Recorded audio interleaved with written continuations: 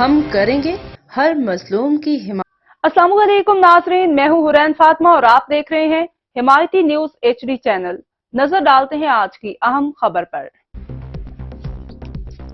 Deputy commissioner Sheikhupura doctor وقار علی خان کی زیر صدارت ڈسٹرکٹ پیٹرول پمپ کمیٹی کا اجلاس منعقد ہوا۔ اجلاس میں additional deputy commissioner Usman Jalees, assistant commissioner Sheikhupura Ferozwala, Safdarabad deputy director information chief officer ضلع کونسل، محکمہ civil defence, Sui gas, PTCL، ماحولیات، جنگلات، ٹریفک، ریونیو، میونسپل کارپوریشن، وافڈا، ہائی وے سمیت دیگر متعلقہ محکمہ کے افسران نے شرکت کی۔ اجلاس میں زیر التواء پیٹرول پمپس کو NOCs جاری کرنے کے حوالے سے تمام رپورٹس کا تفصیلی جائزہ لیا گیا۔ اجلاس میں 10 پیٹرول پمپس کی تنصیب کے لیے کیسز پیش کیے گئے، جن میں سے 9 پیٹرول پمپس کو قانونی تقاضوں اور محکمہ جات کی رپورٹ کی تصدیق کے بعد NOC جاری کرنے کی منظوری دی گئی، جبکہ ایک پیٹرول پمپ کی زیر التواء رپورٹ کو جلد مکمل کرنے کے احکامات جاری کیے گئے۔